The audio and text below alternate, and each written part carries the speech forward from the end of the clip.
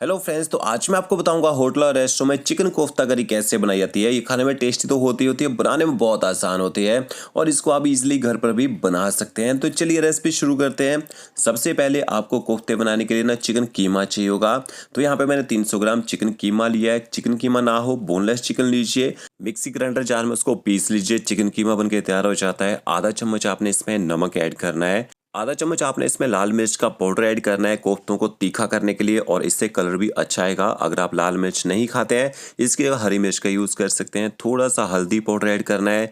थोड़ा सा आप इसमें गरम मसाला पाउडर डाल दीजिए, इससे अच्छा फ्लेवर आएगा। थोड़ी सी आपने इसमें बारीक कटी हुई हरी मिर्च ऐड करनी है और साथ में थोड़ा सा बारीक कटा हुआ हरा धनिया डाल दीजिए। और इसके साथ में थोड़ा सा मैं इसमें ना प्याज भी ऐड कर रहा हूँ। तो 3 से 4 छोटे चम्मच आपने बारीक कटे हुए प्याज के डाल देने हैं। इससे क्या होता है, कोफ्ते अंदर से बहुत ही सॉफ्ट और जूसी रहते हैं। और 1 छोटा चम्मच आपने इसमें अदरक लहसुन का पेस्ट डालना है। आप चाहे अदरक और लहसुन बारीक काट के भी डाल सकते हैं। और इसके साथ में देखिए 2 से 3 छोटे चम्मच आप इसमें देसी घी ऐड कर दीजिए। कभी भी कोफ्ते बनाते हैं फैट डालना जरूरी होता है, तभी कोफ्ते अच्छे सॉफ्ट रहते हैं। और इसके साथ में 2 छोटे चम्मच मैंने रोस्टेड चना पाउडर ऐड किया है। आपके पास रोस्टेड चना पाउडर ना हो, थोड़ा सा आप इसमें भुना हुआ बेसन डाल सकते हैं। और एक आपने इसमें एग ऐड कर देना है। एग से अच्छी बाइंडिंग आएगी और आपके कोफ्ते फ्राई करते टाइम फटेंगे नहीं। और अच्छी तरह से सारे इंग्रेडिएंट्स को आप यहाँ पे मिक्स कर लीजिए। ये देखिए, अगर आपको लगता है कि मिक्सचर ज़्यादा ही गीला हो रहा है तो आप इसमें 1 चम्मच भुना हुआ बेसन और ऐड कर सकते हैं। तो इस तरह से आप ये पहले मिक्सचर बना के तैयार कर लीजिए। अब इसके हाथों को धो लेना है, हाथ को गीला कर लीजिए। और क्या देखिए, इस तरह से आपने इसके ना छोटे साइज में बॉल बना लेने हैं। ज़्यादा बड़े पीस नहीं बनाने कोफ्ते के, ज़्यादा बड़े पीस बनाएंगे तो पकने में टाइम ज़्यादा लग जाता है। तो देखिए 5 से 6 पीस बना के मैंने तैयार कर लिए हैं। अब इसके बाद आपने कोफ्तों को फ्राई करना है। फ्राई करने के लिए ऑयल का टेम्परेचर आपने मीडियम टू लो रखना है। ज़्यादा गर्म तेल में फ्राई नहीं करना है, नहीं तो बाहर से एकदम से कलर आ जाएगा, अंदर से कोफ्ते ना कच्चे रह जाएंगे। तो ये देखिए, इस तरह से थोड़े थोड़े से बबल्स आने चाहिए ऑयल में जब आप कोफ्तों को फ्राई करें। अब कितनी देर आपने इनको फ्राई करना है, कम से कम 7 से 8 मिनट लग जाएंगे इनको फ्राई होने में। और गैस की फ्लेम आपने बढ़ानी नहीं है, इसी तरह से आराम से फ्राई करना है। इससे क्या होगा, आपके कोफ्ते जो हैं वो सिकुड़ेंगे भी नहीं, एक ही शेप में रहेंगे और अच्छी तरह से पक भी जाएंगे। तो क्या देखिए, कोफ्ते ऑयल के ऊपर घूमना शुरू हो चुके हैं और हल्के भी हो चुके हैं। इसके बाद आप इनको निकाल लीजिए। आप इनको स्टोर करना चाहें 2 से 3 दिन तक फ्रिज में स्टोर करके भी रख सकते हैं। इसी तरह से सारे के सारे कोफ्ते बना के तैयार कर लीजिए। देखिए, जो बचा हुआ मिक्सचर था वो भी मैंने बना के तैयार कर लिए हैं और देख सकते हैं कितने सॉफ्ट और जूसी कोफ्ते बन के तैयार हुए हैं, अंदर तक पक भी चुके हैं।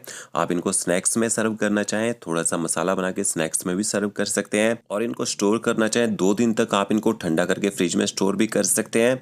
अब इसके बाद हम इनकी ग्रेवी बनाएंगे। तो ग्रेवी बनाने के लिए यहाँ पे मैंने 4 देखिए प्याज लिए हैं।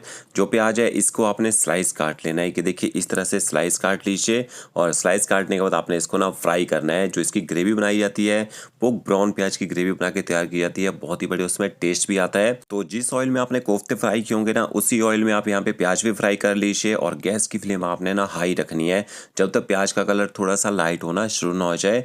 लाइट गोल्डन ब्राउन करना आपने प्याज को, और बीच बीच में आपने पलटा चलाते रहना है ताकि सारे प्याज में एक जैसा कलर आए। तो देखिए, प्याज का कलर जब लाइट गोल्डन ब्राउन होना शुरू हो जाएगा, गैस की फ्लेम आपने मीडियम टू लो कर देनी है और आराम से आपने लास्ट में इसको फ्राई करना है, तभी सारे प्याज में एक जैसा कलर आता है।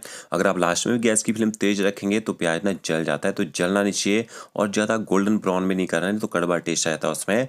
कि देखिए, इस तरह से प्याज को फ्राई कर लीजिए। फ्राई करने के बाद इसको निकाल लीजिए प्लेट में। और जैसे प्याज ठंडा हो जाएगा, इसके बाद आपने इसको ग्राइंड करना है, इसको पीस लेना है। तो देखिए, सारा प्याज मैंने मिक्सी ग्राइंडर जार में डाल दिया है। इसके साथ आपने दही ऐड करना है। दही के साथ आपने इसको ग्राइंड करना है। तो 150 ग्राम मैंने इसमें दही ऐड कर दी है।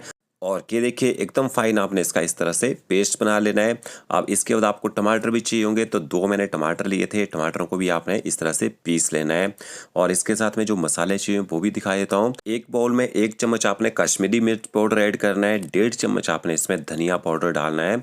और आधा चम्मच आप इसमें जीरा पाउडर ऐड कीजिए। थोड़ा सा आप इसमें हल्दी पाउडर ऐड कीजिए।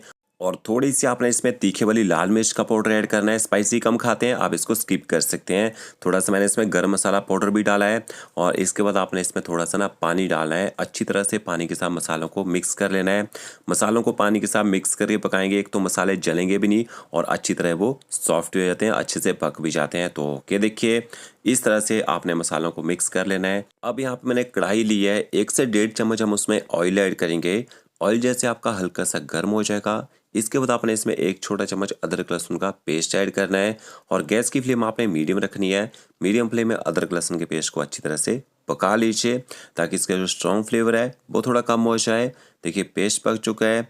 इसके बाद आपने इसमें मसाले ऐड कर देने हैं और थोड़ा सा आपने मसालों के साथ ना पानी और डालना है ताकि मसालों को पकने में थोड़ा टाइम मिल जाए। अब आपने गैस की फ्लेम मीडियम रखनी है। कम से कम 3 से 4 मिनट तक मसालों को अच्छी तरह से पका लेना है मीडियम फ्लेम में। ज़्यादा तेज़ गैस में नहीं पकाना है, नहीं तो आपके मसाले एकदम से ना जल जाएंगे।